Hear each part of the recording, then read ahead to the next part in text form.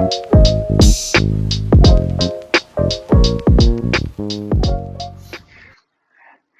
guys, pernah nggak sih kalian lihat gambar organ manusia yang ada di tangan aku ini? Nah, mungkin sebagian dari kalian tuh udah ada yang pernah lihat di internet. Nah, buat kalian yang belum tahu, kalau gambar dari organ di tanganku ini adalah gambar dari organ ginjal manusia. Nah, organ ginjal merupakan salah satu organ ekskresi yang dimiliki oleh manusia. Jadi, apa itu organ ekskresi? Organ ekskresi adalah organ yang berfungsi untuk mengeluarkan zat-zat sisa metabolisme tubuh. Jadi, zat-zat yang sudah tidak diperlukan oleh tubuh lagi.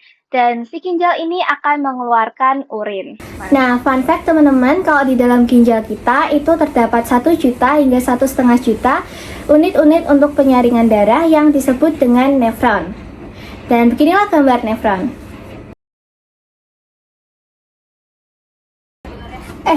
Bentar-bentar.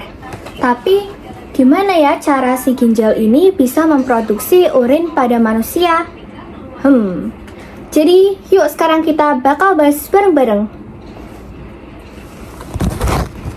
Nah, jadi teman-teman, untuk memproduksi urin ini, ginjal memerlukan 3 proses.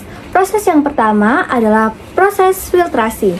Proses yang kedua ialah proses reabsorpsi. Dan proses yang terakhir ialah proses augmentasi. Jadi kita bakal bahas satu-satu dari proses-proses ini. Nah, teman-teman, kita mulai dari tahap yang pertama. Tahap yang pertama adalah tahap filtrasi atau penyaringan. Proses pembentukan urin dimulai ketika darah akan masuk ke glomerulus melalui arteri aferen. Lalu, ketika darah masuk ke glomerulus, maka tekanan darah ini akan menjadi tinggi dan mendorong molekul-molekul seperti air dan juga zat-zat kecil lainnya untuk menembus ke dalam pori-pori di kapiler tersebut, dan nantinya akan menghasilkan filtrat. Filtrat ini akan tersusun oleh zat-zat seperti urobilin, urea, air, glukosa, asam amino, dan juga ion-ion seperti kalium, kalsium, natrium, dan juga klor. Nah, jadi filtrat yang dihasilkan akan disimpan sementara di kapsula Bowman. Sementara darah dan protein akan tetap tinggal di kapiler darah karena tidak dapat menembus pori-pori glomerulus. Nah, lalu proses yang dihasilkan dari proses filtrasi ini disebut dengan urin primer. Nah, teman-teman, kita lanjut ke proses yang selanjutnya adalah proses reabsorpsi atau yang dikenal juga dengan proses penyerapan kembali. Jadi, setelah urin primer yang dihasilkan oleh proses filtrasi akan masuk ke dalam tubulus contortus proximal, di mana di sini akan dilakukan penyerapan kembali zat-zat yang masih diperlukan oleh tubuh. Nah, zat-zat ini seperti zat-zat asam amino, glukosa, lalu juga ada zat-zat lain yang diperlukan oleh tubuh. Lalu juga akan diserap kembali urea dalam jumlah sedikit. Nah, hasil dari reabsorpsi ini akan menghasilkan urin sekunder yang mengandung air, urobilin, garam, dan urea. Urobilin ini berfungsi untuk menghasilkan warna pada urin kita, sedangkan urea ini adalah yang menghasilkan bau pada urin kita.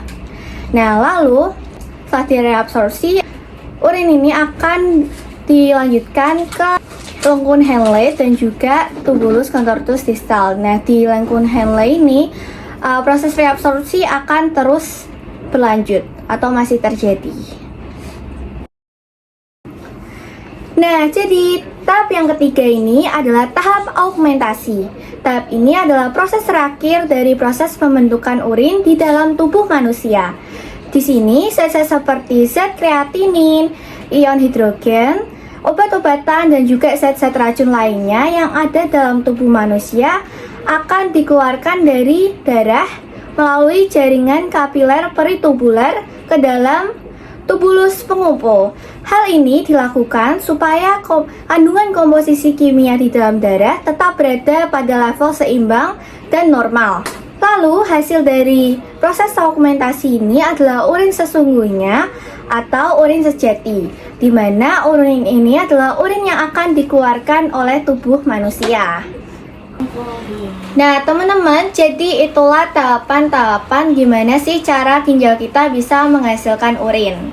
Nah, ternyata ginjal kita itu berfungsi sangat penting ya untuk keseimbangan di dalam tubuh kita ini. Jadi, kita juga harus menjaganya secara baik. Sekian dari aku, Felicia, dan sampai jumpa.